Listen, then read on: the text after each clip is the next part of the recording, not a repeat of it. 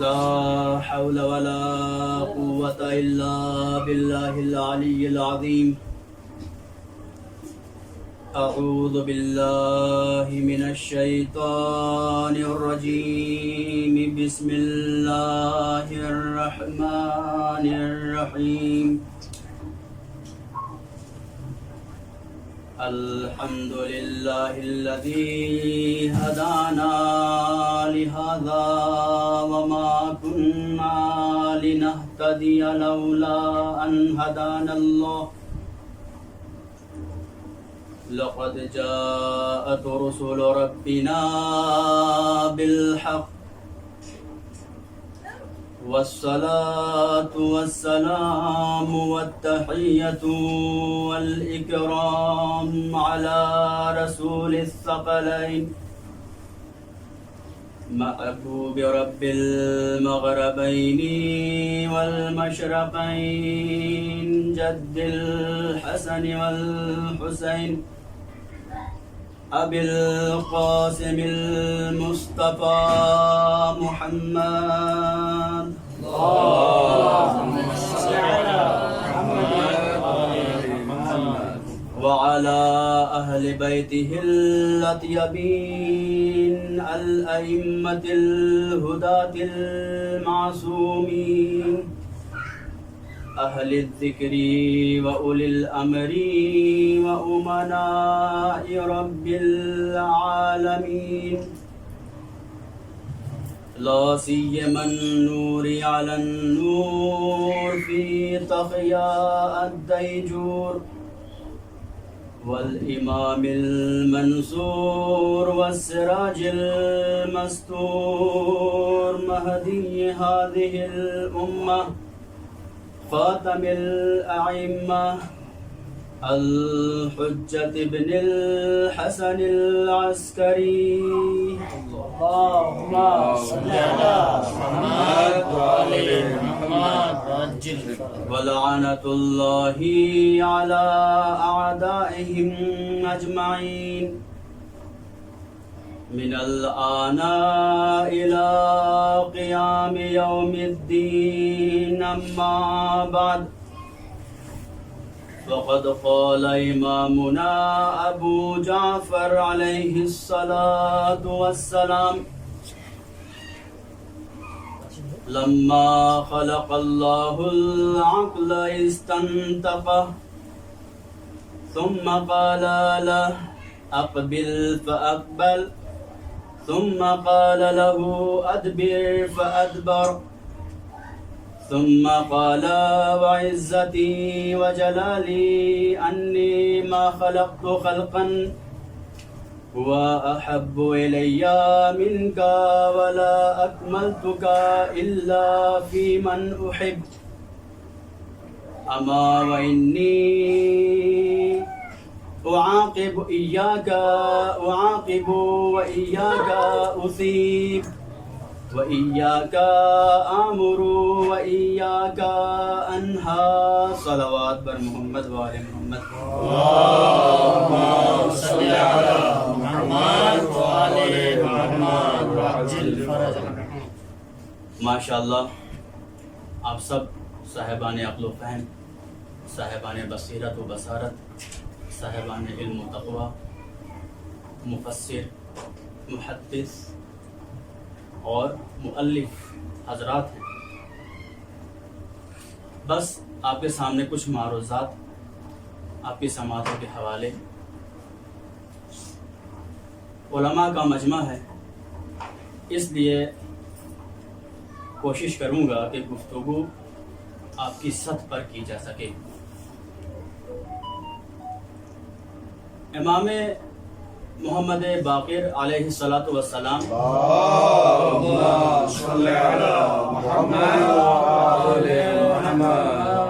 ارشاد فرماتے ہیں، اس جو حدیث کی میں نے ابھی تلاوت کی ہے، یہ شیعوں کی سب سے معتبر ترین کتاب اصول کافی کی سب سے پہلی کتاب، باب کتاب عقل و جہل کی سب سے پہلی روایت ہے، کہ جس میں ابو جعفر امام محمد باقر علیہ السلام ارشاد فرماتے ہیں کہ لما خلق اللہ العقل استنطق، جب خداوند عالم نے عقل کو خلق فرمایا تو اس سے کہا کہ مجھ سے بات کرو. استنطقہ، باب استفعال طلب کے اوپر دلالت کرتا ہے.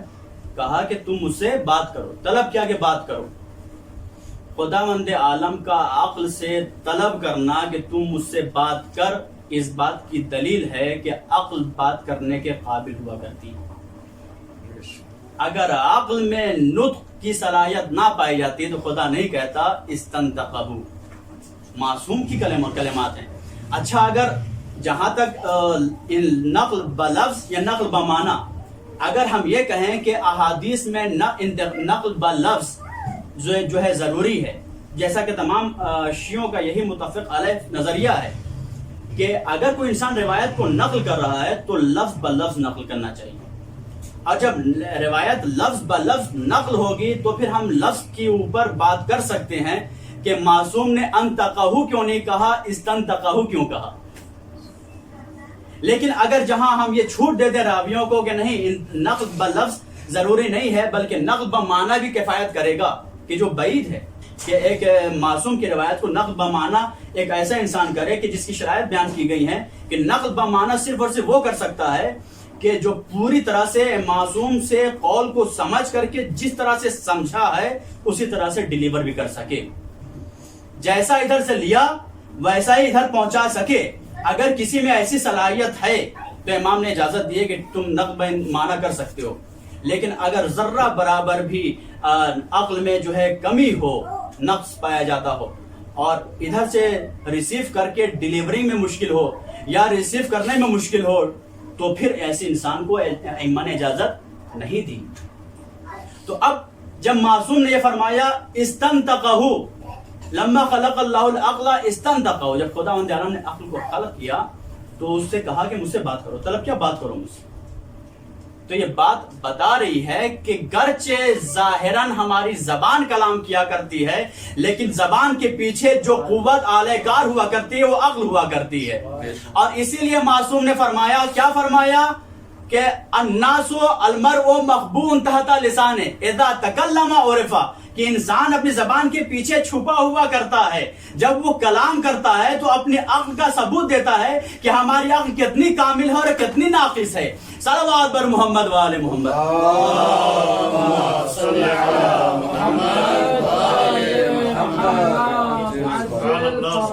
عزیزان محترم، اور پھر امام معصوم کیا فرماتے ہیں؟ استنطقہ ثم قال له اقبل، آگے آ.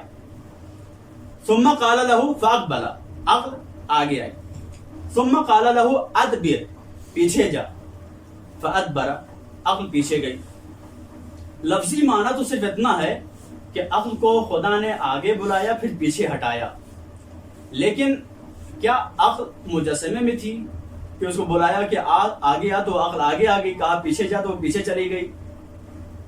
جب تک مجسمہ ہم تصور نہیں کریں گے آگے پیچھے ہم تصور نہیں کر سکتے. لیکن نہیں، عقل تو جسم والی ہے نہیں. خلاق عالم یہ فرمانا چاہ رہا ہے، یہ سمجھانا چاہ رہا ہے کہ دیکھو جو بھی باری تعالیٰ سے چیز نزدیک ہو جائے گی وہ کامل ہو جائے گی، بلندر ہو جائے گی، اور جو بھی چیز باری تعالیٰ سے دور ہو جائے گی اس میں نقص اور اس میں کمیاں پائی جائیں گی. خداوند عالم نے یہ کہہ کر کے اس بات کو ظاہر کیا ہے. اقبل، آگے آ. تو جتنا میری ذات سے قریب ہوگی تجھ میں اتنا کمال پایا جائے گا، تو میری ذات سے جتنا دور ہوگی اتنا تجھ میں نقص اور کمیاں پائی جائیں گی. اقبل فاقبل ثم قال له ادبر فادبر ثم قال. اب یہاں پہ جو میری پوری تقریر کا جو لب لباب ہے وہ یہاں سے ہم شروع کریں گے تقریر کرنا.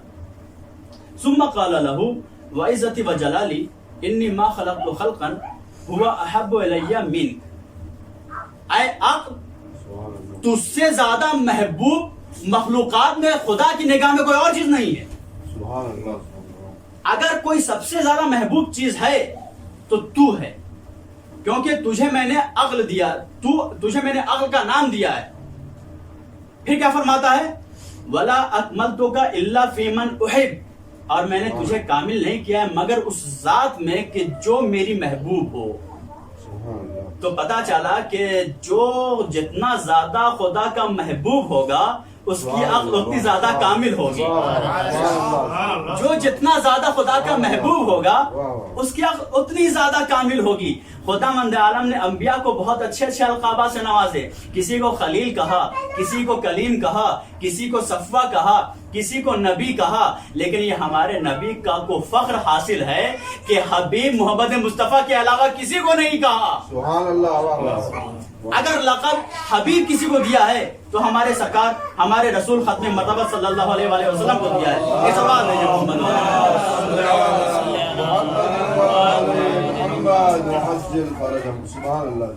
حبیب محبوب ہیں, اور ظاہر سی بات ہے کہ جو جتنا زیادہ محبوب ہوگا اس کی عقل اتنی زیادہ کامل ہوگی. تو نبیوں کو سارے لقب دے دیے, حبیب بچا کر کے اپنے محبوب کے لیے رکھا کہ جب آخری زمانے میں میرا حبیب آئے گا تو اس کو اس لقب سے یاد کروں گا, اسے اس لقب سے پکاروں گا. کیوں پکاروں گا؟ میں معبود کہوں گا, معبود تو کیوں پکارنا چاہتا ہے؟ حبیب کا لقب اپنے محبوب کو کیوں دینا چاہتا ہے؟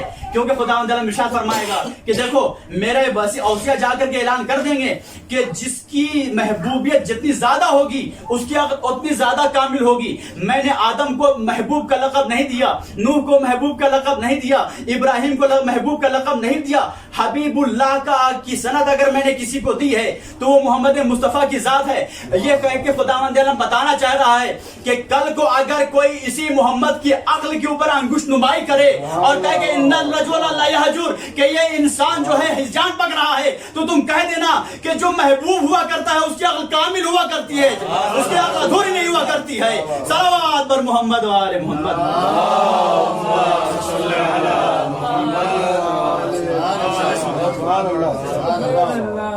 عزیزان محترم, پھر امام کیا فرماتے ہیں؟ استنطقوا ثم قال عزتی و جلالی انی ما خلقت خلقا احب, اور میں نے وہو افضل منک, کہ کوئی بھی مخلوق تجھ سے زیادہ افضل میں نے خلق نہیں کی ہے. وما اکملتک الا فی من احب, اور میں نے تجھے کامل نہیں کیا مگر اس ذات میں کہ جو میری محبوب ہے. سب سے پہلی محبوب اگر کوئی ذات ہے تو سرکار ختم مرتبہ حضرت محمد مصطفیٰ صلی اللہ علیہ وسلم. تو ثابت ہوا کہ آپ کی عقل کامل ہے, آپ کی عقل میں کوئی نقص کوئی کمی نہیں پائی جاتی ہے. اب آپ آگے بڑھیے, کیا سرکار ختم مرتبہ کے علاوہ کوئی اور ذات بھی ہے کہ جس کی عقل کامل ہو؟ تو ہمیں معیار وہی دیکھنا ہوگا کہ محبوب خدا ہے یا نہیں. تو اب آپ سرکار ختم مرتبہ کے بعد دوسری ذاتوں کو جب جا کے دیکھیں گے تو آپ کو محبوبیت کا تذکرہ کہیں نظر نہیں آئے گا سوائے ایک مقام کے. خیبر کے میدان میں آئیے, سرکار ختم مرتبہ نے کیا ارشاد فرمایا؟ وَلَا أُوتِيَنَّ الرَّائِدَ غَدًا رَجُلًا كَرَّارًا غَيْرَ فَرَّارٍ يُحِبُّ اللَّهَ وَرَسُولَهُ وَيُحِبُّهُ اللَّهُ وَرَسُولُهُ, کہ وہ اللہ اور رسول کو محبت کرے گا اور وہ اللہ اور اس کے رسول اس سے محبت کریں گے. تو پتا چلا کہ عقل کامل سرکار ختم مرتبہ کے بعد اگر کوئی دوسری ذات ہے تو امیر المومنین علی بن ابی طالب کی ذات گرامی ہے. صلوات بر محمد و آل محمد.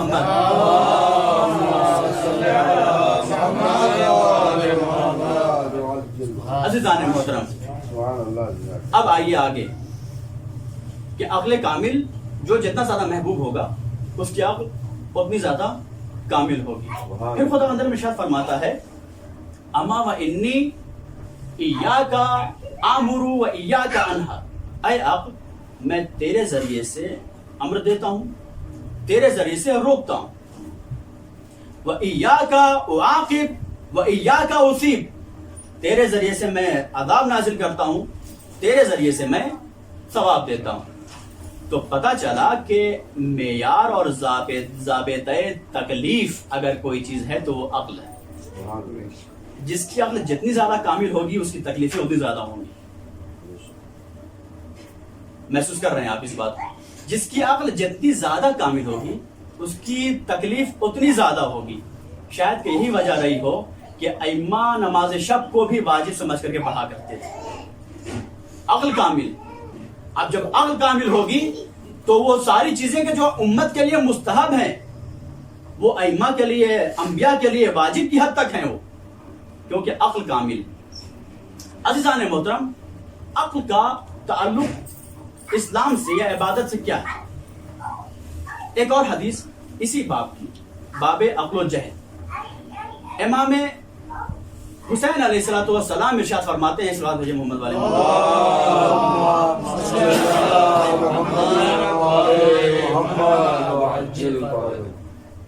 امام نے فرمایا العقل ما عبد به الرحمن واکتسب به الجنان، عقل وہ ہے کہ جس سے رحمان کی عبادت کی جائے اور جنان کسب کیا جائے۔ پوچھا گیا والذی عند معاویہ، مولا کہ جو معاویہ کے پاس تھی وہ کیا تھی؟ تو امام نے فرمایا تلک الشیطنہ تلک النکرہ، وہ منکر چیز ہے، وہ شیطنت ہے، ہی شبیہۃ بالعقل ولیست بالعقل، یہ عقل کے مشابہ تو ہے لیکن عقل نہیں ہے۔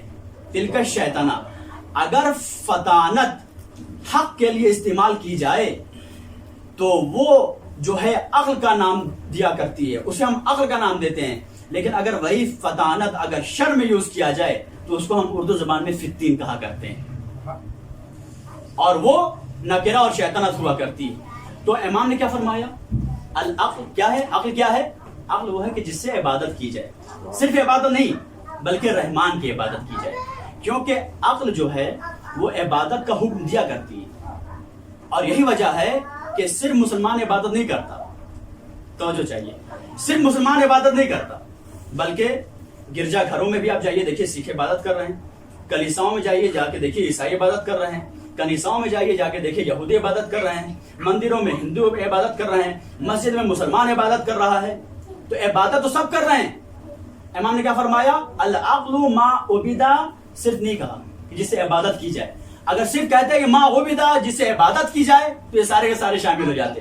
معصوم نے کیا فرمایا؟ ما عبدا بہ الرحمن، کہ جس سے رحمان کی عبادت کی جائے۔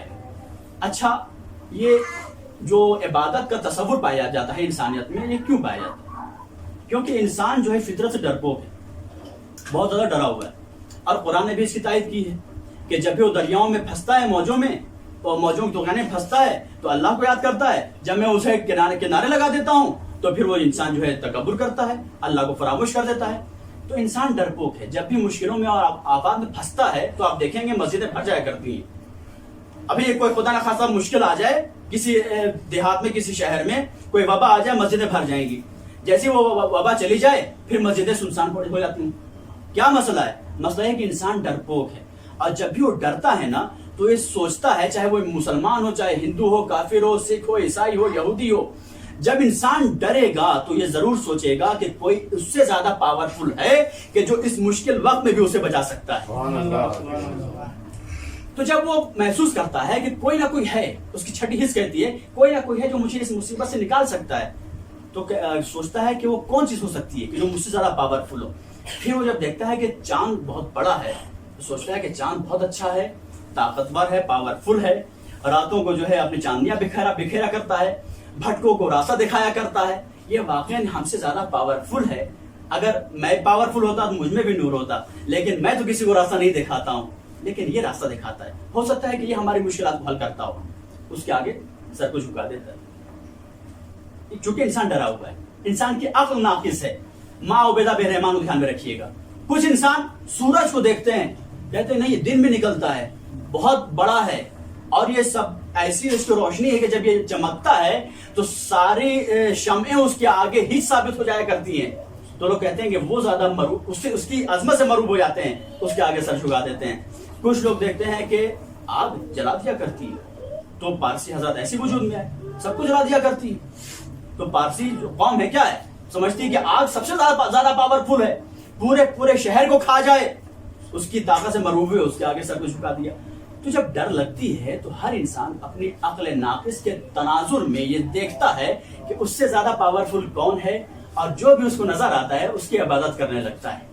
آج جس شخصیت کی شہادت کی تاریخ ہے جس کا ہم ذکر کرنے کے لیے بیٹھے ہیں، آئیے اس کی بارگاہ میں چل کے پوچھتے ہیں اور کہتے ہیں کہ اے امام یہ بتائیے کہ سب سے زیادہ پاورفل کون ہے؟ مولا ہمیں بتائیے کہ ہم کس کی عبادت کریں، کیونکہ مولا نے تو فرما دیا، امام حسین نے آپ کے بھائی نے فرما دیا العقل ما عبد به الرحمن، عقل وہ ہے کہ جس سے رحمان کی عبادت کی جائے۔ اب آپ یہ بتائیے کہ عبادت کس کی جائے، کون زیادہ پاورفل ہے؟ مولا کیا پتھر، مولا سے پوچھا کہ مولا بتائیے سب سے زیادہ پاورفل کیا ہے؟ راوی نے پوچھا تو امام حسن مجتبی علیہ السلام نے ارشاد فرمایا سب سے مضبوط پتھر ہے۔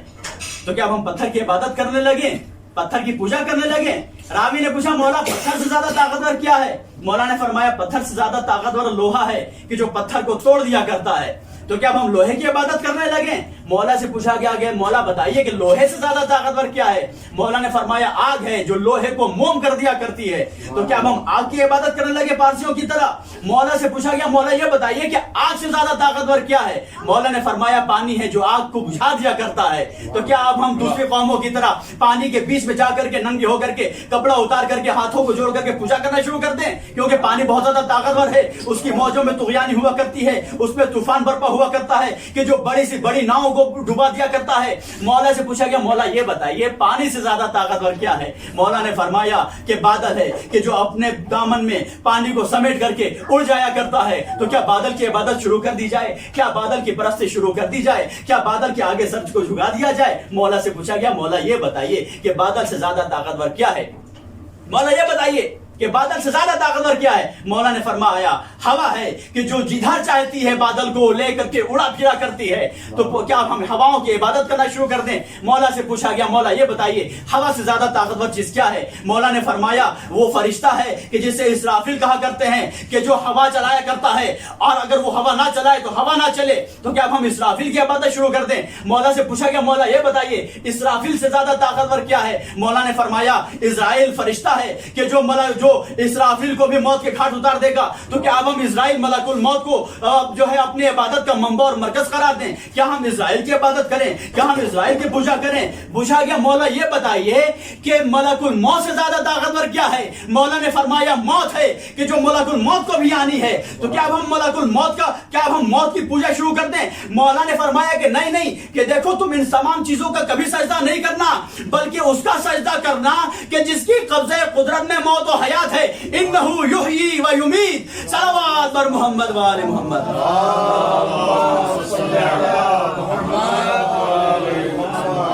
ماشاءاللہ موت و حیات خدا کے قبضے قدرت میں۔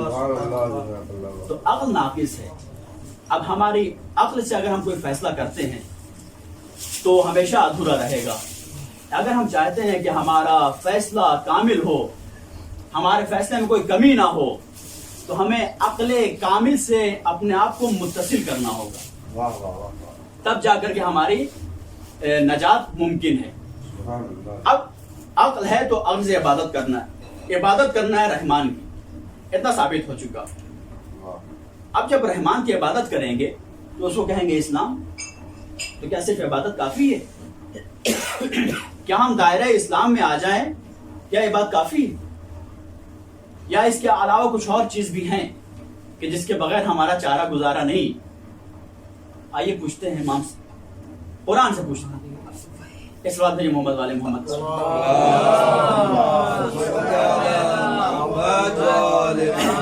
یہ بتائیے کہ اسلام کافی ہے یا اسلام کافی نہیں؟ تو آپ جب قرآن کا مطالعہ کریں گے تو قرآن میں آپ کو نظر آئے گا کہ قرآن کبھی صدر سے آگے بڑھا ہی نہیں۔ قرآن کی آخری انتہا صدر ہے، صدر یعنی سینہ۔ قرآن کا ارشاد ہوا افمن شرح اللہ صدرہ للاسلام، کیا اس شخص کی طرح کہ جس کے سینے کو جو ہے اسلام کے ذریعے سے گشادہ کیا میں نے۔ تو اسلام کی جا جو ہے وہ صدر ہے۔ اچھا اگر اسلام کی جا صدر ہے تو پھر ایمان کی جا کیا ہے؟ ایمان کہاں رہتا ہے؟ خداوند عالم نے ارشاد فرمایا وَزَيَّنَهُ فِي قُلُوبِكُمْ، کہ اللہ نے ایمان کو تمہارے دلوں میں مزین کیا، سجایا۔ تو پتا چلا کہ اسلام کی جا جو ہے صدر ہے اور ایمان کی جا قلب ہے، صدر اور قلب۔ اب آئیے سورہ ناس میں ہم کیا پڑھتے ہیں؟ قل اعوذ برب بسم اللہ الرحمن الرحیم قل اعوذ برب الناس ملک الناس الہ الناس من شر الوسواس الخناس الذی یوسوس فی صدور الناس. شیطان کہاں وسوسہ کرتا ہے؟ صدور میں. مومنین مسلمین کے صدور میں وسوسہ کیا کرتا ہے، قلوب میں وسوسہ کیوں نہیں کرتا؟ قلوب تک رسائی کیوں نہیں ہے؟ کیونکہ خداوند عالم نے جو ہے صدر کو جگہ بنایا ہے اسلام کی، اور قلب کو جا بنایا ہے ایمان کی. وسوسہ کی جا جو ہے اسلام ہے، ایمان نہیں ہے. بلکہ ایمان جہاں پہ رہے گا وہاں یقین کامل ہوگا، اور جہاں یقین کامل ہوگا پھر وہاں وسوسہ نہیں رہا کرتا ہے، یقین کامل ہوا کرتا ہے. صلوات بر محمد والے.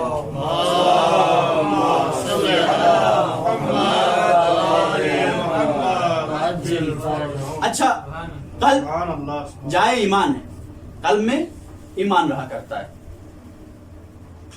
قلب ہے کیا؟ خداوند عالم نے جب انسان کو پیدا کیا تو جب انسان جب پیدا ہوتا ہے، کوئی بھی انسان جب پیدا ہوتا ہے تو سب سے پہلے جو چیز وجود میں آتی ہے وہ اس کا دل، وہ اس کا قلب. تو سب سے پہلی مخلوق کیا ہوئی؟ قلب. یہ کائنات انسانی جو ایک مختصر سی کائنات ہے اس کی سب سے پہلی مخلوق قلب. اب آئیے ہم کائنات حقیقی جس کائنات میں ہم زندگی گزار رہے ہیں اس میں دیکھیں کہ سب سے پہلی مخلوق کیا ہے. تو ارشاد فرمایا ان اول بیت وضع للناس للذی ببکۃ مبارکا وہدی للعالمین. سب سے پہلی مخلوق کائنات کی کیا ہوئی؟ کعبہ. دل کی کائنات جسمانی کی سب سے پہلی مخلوق قلب. کائنات مادی کی سب سے پہلی مخلوق کعبہ.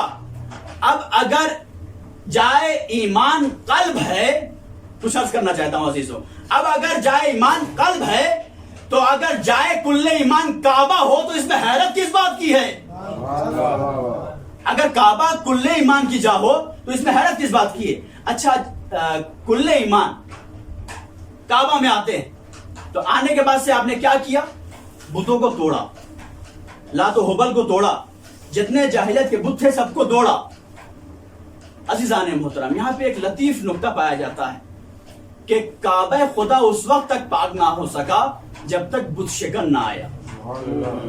تو جب کائنات مادی کی سب سے پہلی مخلوق کعبے کو پاک کرنے کے لیے بت شکن کے بغیر کعبہ پاک نہ ہو سکا تو اس کائنات جسمانی میں جو چیز سب سے پہلی وجود میں آئی کہ جس کو ہم دل کہا کرتے ہیں، کہ جو منبع و مرکز ایمان ہوا کرتی ہے، اگر اب ہمیں اس دل سے اگر کبر و حسد و ریاکاری کے بتوں کو، شرک و نفاق کے بتوں کو توڑنا ہے تو علی ابن ابی طالب کے بغیر یہ کیسے ممکن ہے؟ اما جب کعبے کو پاک کرنا ہوا تو بشکن آیا. اب اگر دلوں کو حسد سے پاک کرنا ہے، چغل خوری سے پاک کرنا ہے، کبروں سے حسد سے پاک کرنا ہے، شرک و ریاکاری سے پاک کرنا ہے تو علی ابن ابی طالب کو اپنے دل میں جگہ دے دو. یہ آئیں گے تو آنے کے بعد تمام بتوں کو توڑ دیں گے. جب ٹوٹیں گے تو دل خود بخود پاک ہوگا. صلوات بر محمد و آل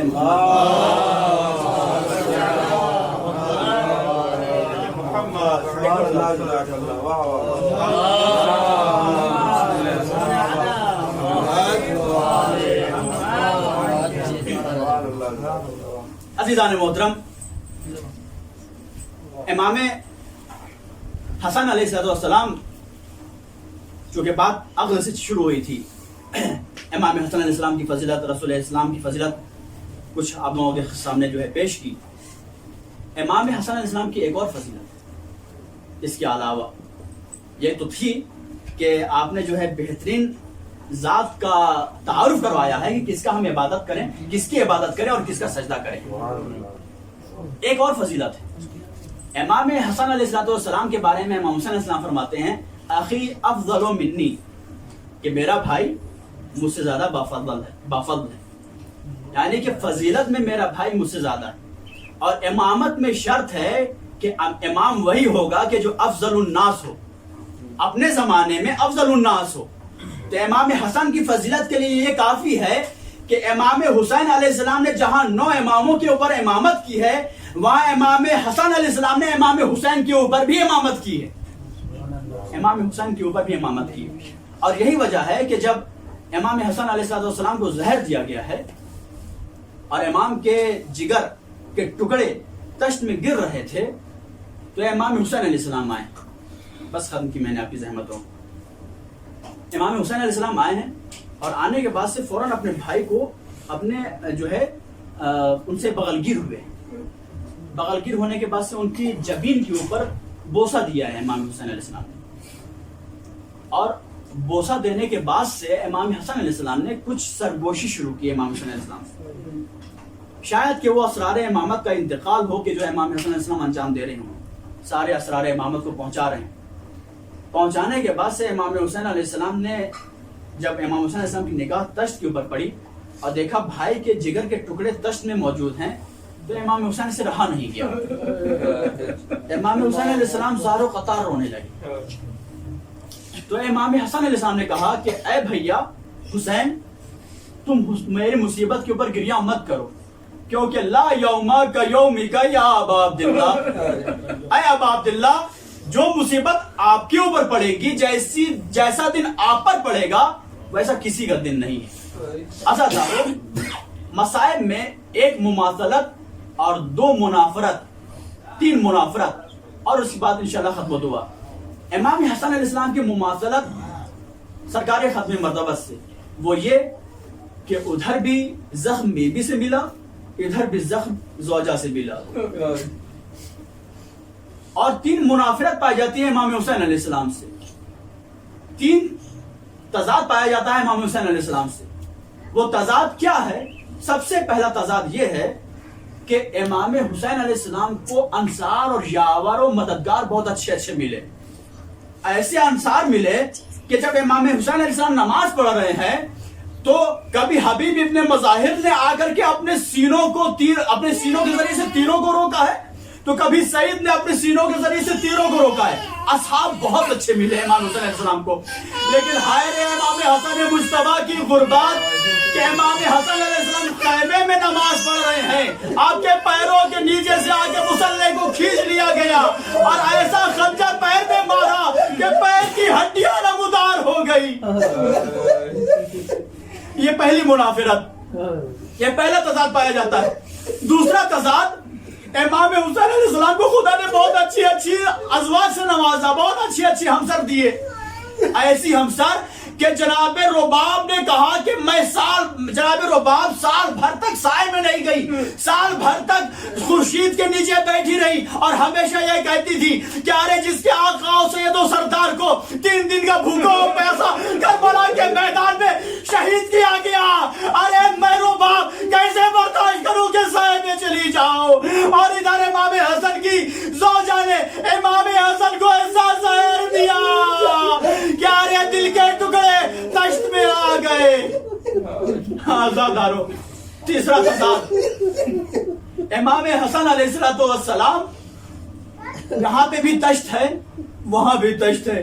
یہاں امام حسن کا جگر تشت میں ہے وہ حسین کا سر تشت میں ہے. عزادارو وہ حسین کا سر تشت میں ہے.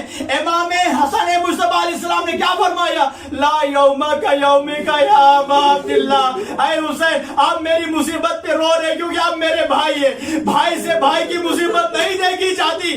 کوئی بھائی برداشت نہیں کیا کرتا ہے کہ اس کی آنکھوں کے سامنے اس کا بھائی دم توڑے.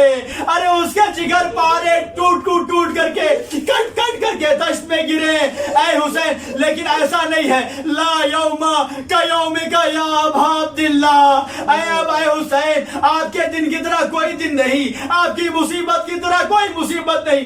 میں جانتا ہوں کہ میری مرنے کے وقت حسین جیسا بھائی موجود ہے. لا یوما کا یومکا یا ابا عبداللہ کیونکہ آپ مجھے بڑے ہی تجھ کو احتشام سے غسل و کفن دیں گے دفن کریں گے. لیکن اے حسین آپ کا جسم اطہر کربلا کے میدان میں 3 دن منہ میں گوروں کا بچ پڑا رہے گا. اے ابا عبداللہ لا یومکا یومکا یا ابا عبداللہ. میں پوچھوں گا مولا کیوں؟ مولا جواب دیں گے ارے میری مرنے کے بعد میرے یتیموں کو کوئی تازیانے نہیں لگائے گا کوئی سیلیاں نہیں لگائے گا. لیکن اے حسین ارے آپ تالیاں پڑیں گی، تازیانے لگائے جائیں گے.